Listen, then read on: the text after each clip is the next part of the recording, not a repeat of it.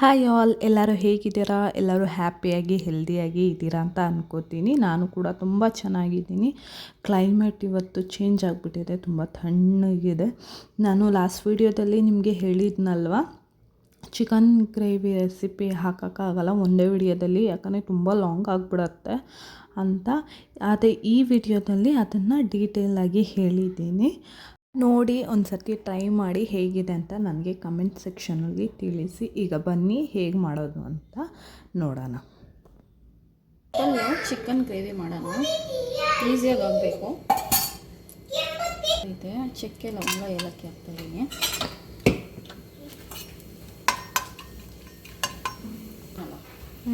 ಸ್ವಲ್ಪ ಈರುಳ್ಳಿ ಹಾಕೋಣ, ಚೆನ್ನಾಗಿ ಫ್ರೈ ಆಗಿದೆ.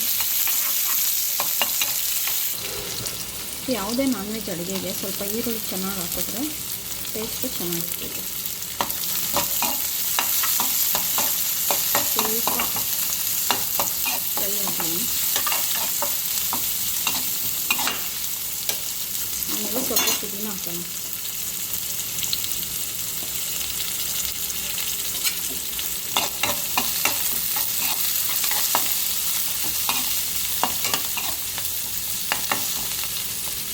ಸ್ವಲ್ಪ ಶುಂಠಿ ಬೆಳ್ಳುಳ್ಳಿ ಪೇಸ್ಟು, ಒಂದು ದೊಡ್ಡ ಸ್ಪೂನಷ್ಟು, ಈ ಸ್ಪೂನು ದೊಡ್ಡ ಸ್ಪೂನಷ್ಟು, ತುಂಬ ಒಂದು ಅರ್ಧ ಕೆ ಜಿ ಚಿಕನ್ ಗ್ರೇವಿ ಇದೆ, ಅರ್ಧ ಕೆ ಜಿ ಚಿಕನ್.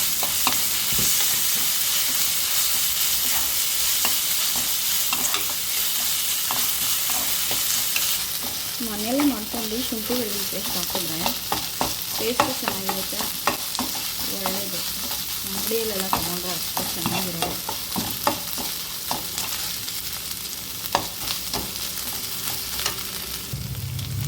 ಚೆನ್ನಾಗಿ ಫ್ರೈ ಆಗಿದೆ. ಇವಾಗ ಟೊಮೆಟೊ ಒಂದು 4 ಟೊಮೆಟೊ ಅಷ್ಟು ಪ್ಯೂರಿ ಹಾಕ್ಕೊತಾ ಇದ್ದೀವಿ.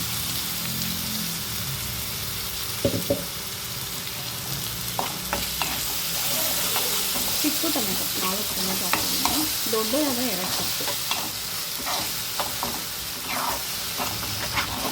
ಇದು ಚೆನ್ನಾಗಿ ಹಸಿ ವಾಸನೆ ಹೋಗಬೇಕು, ಅಲ್ಲಿವರೆಗೂ ಫ್ರೈ ಮಾಡ್ಕೊಬೇಕು. ಏನು ಮೇಲೆ ಎಣ್ಣೆ ಬಿಡಬೇಕದು, ಅಲ್ಲಿವರೆಗೂ ಫ್ರೈ ಮಾಡ್ಕೊಬೇಕು.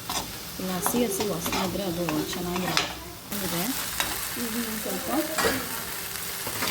ಕಟ್ ಮಾಡಿರೋ ಟೊಮೆಟೊನೂ ಹಾಕ್ತೀನಿ, ಗ್ರೇವಿ ಬರಬೇಕಲ್ಲ ನಮಗೆ. ಇದು ಚಿಕನ್ ಜೊತೆ ಹಂಗೆ ಸಿಗಬೇಕು ತಿನ್ನೋಕ್ಕೆ, ಅದಕ್ಕೋಸ್ಕರ ಗ್ರೇವಿ ಬರೋಕ್ಕೆ ರುಬ್ಕೊಂಡಿರೋ ಟೊಮೆಟೊ. ಇದು ಚಿಕನ್ ಜೊತೆ ಚೆನ್ನಾಗಿರುತ್ತೆ ತಿನ್ನೋಕ್ಕೆ, ಚಪಾತಿಗೆಲ್ಲ ತಿನ್ಕೊಬೋದು, ರೈಸ್ ತಿನ್ಕೊಬೋದು. ಇದು ಸ್ವಲ್ಪ ಇದೇನು ಮಾಡೋಕ್ಕಾಗುತ್ತೆ, ನೀರು ಹಾಕ್ಬಿಟ್ಟು ತಿರ್ಗಿಸ್ಬಿಟ್ಟು ಹಾಕ್ಲೇಬೇಕು, ವೇಸ್ಟ್ ಆಗುತ್ತಲ್ಲ ಇಲ್ಲಾಂದರೆ.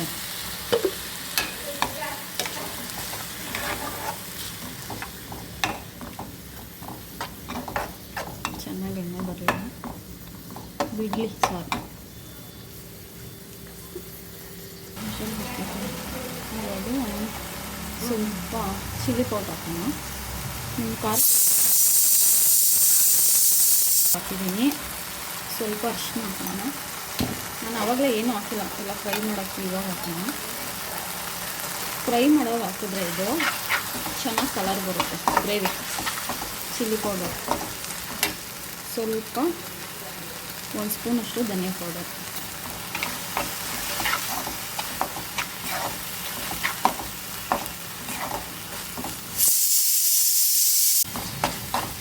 ಚೆನ್ನಾಗಿ ಫ್ರೈ ಆದಮೇಲೆ ಈಗ ಚಿಕನ್ ಹಾಕ್ತೀನಿ. ಚಿಕನ್ ಹಾಕ್ಕೊತಾ ಇದ್ದೀನಿ.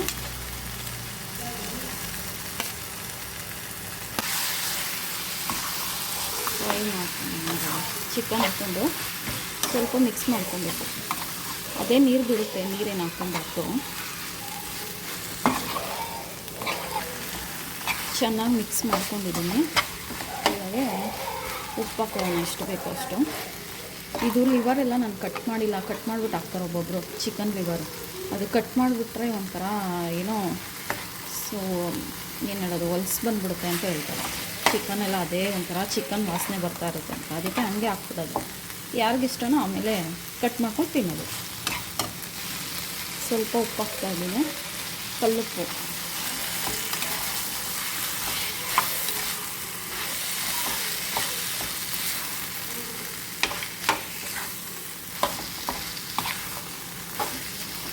ಚೆನ್ನಾಗಿರುತ್ತೆ ಗೊತ್ತಾ ಇದು ಚಿಕನ್ನು. ಇದು ಫ್ರೈ ಆಗಲಿ ಚೆನ್ನಾಗಿ. ಸ್ವಲ್ಪ ನೀರು ಬಿಡೋದಂತ ಅದು ಮುಚ್ಚಿಡೋಣ.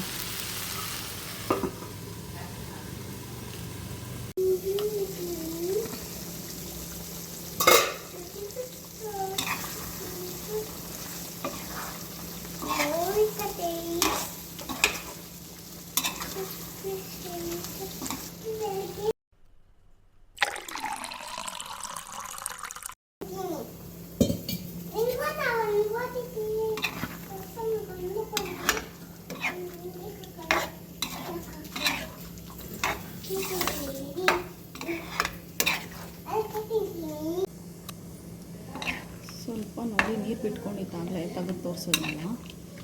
ಅದು ಅರ್ಧ ಬೆಂದಿದೆ. ಈಗ ಇನ್ನು ಸ್ವಲ್ಪ ಬೇಯಕ್ಕೆ ಎಷ್ಟು ಬೇಕೋ ಗ್ರೇವಿ ನೋಡಿಕೊಂಡು ಸ್ವಲ್ಪ ನೀರು ಹಾಕಬೇಕು. ನೀರು ಹಾಕಾದ್ಮೇಲೆ ಸ್ವಲ್ಪ ಚಿಕನ್ ಮಸಾಲ, ಒಂದು 2 ಸ್ಪೂನಷ್ಟು ಚಿಕನ್ ಮಸಾಲ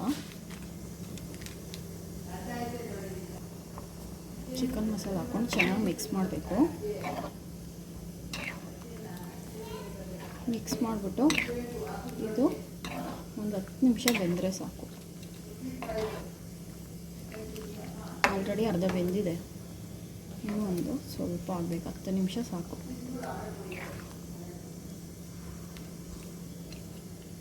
10 ನಿಮಿಷ ಸ್ವಲ್ಪ ಮುಚ್ಚಿಬಿಟ್ಟು ಬೇಯಿಸೋಣ. ಯಾರಾದರೂ ನೋಡಿದವ್ರು ಏನೋ ಡೀಪಾಗೆ, ಏನು ಈ ಅಮ್ಮ ಇಷ್ಟೊಂದು ಡೀಪಾಗಿ ಫೋನಲ್ಲಿ ಮಾತಾಡ್ತಾರೆ ಅಂತ ಅನ್ಕೋಬೇಕು.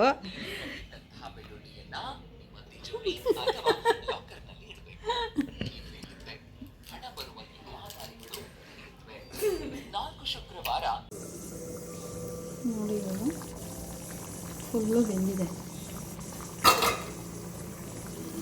ಚೆನ್ನಾಗಿ ರೆಡಿಯಾಗಿದೆ ಗ್ರೇವಿ. ಈಗ ಫೈನಲ್ ನೋಡಿ ಫುಲ್ ಬೆಂದ್ಬಿಟ್ಟಿದೆ.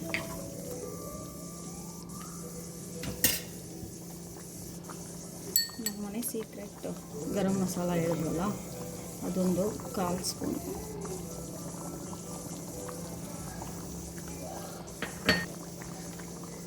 ಪೆಪ್ಪರ್ ಪೌಡರ್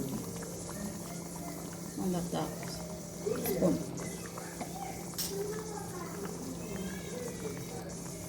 ಮತ್ತು ಒಂದು ಸ್ವಲ್ಪ ಫ್ಲೇವರ್ಗೆ ಕರಿಬೇವಿನ ಸೊಪ್ಪು ಲಾಸ್ಟಲ್ಲಿ ಹಾಕ್ಕೊಳ್ರಿ, ಚೆನ್ನಾಗಿರುತ್ತೆ.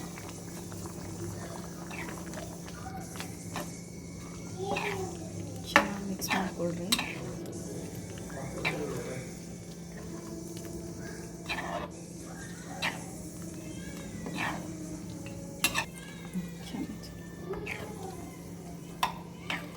ನೋಡಿ ಅಷ್ಟೇ, ಒಂದೇ 1 ನಿಮಿಷ ಹಿಂಗೆ ಮುಚ್ಚಿಬಿಟ್ಟು, 1 ನಿಮಿಷನಲ್ಲ, ಒಂದು 30 ಸೆಕೆಂಡ್ ಹಿಂಗೆ ಮುಚ್ಚಿಬಿಟ್ಟು ಅದು ಫ್ಲೇವರ್ ಇಳಿಬೇಕಲ್ವಾ ಚಿಕನ್ ಗ್ರೇವಿಗೆ, ಲಾಸ್ಟ್ ಅಷ್ಟೇ.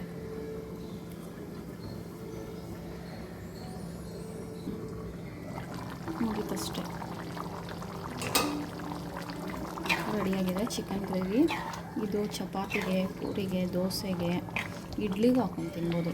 ವೈಟ್ ರೈಸ್ಗೆ, ಬಿರಿಯಾನಿ ಸೈಡ್ಗೆ ಎಲ್ಲದಕ್ಕೂ ಚೆನ್ನಾಗಿರುತ್ತೆ, ಸೂಪರಾಗಿರುತ್ತೆ. ಒಂದ್ಸರಿ ಟ್ರೈ ಮಾಡಿ.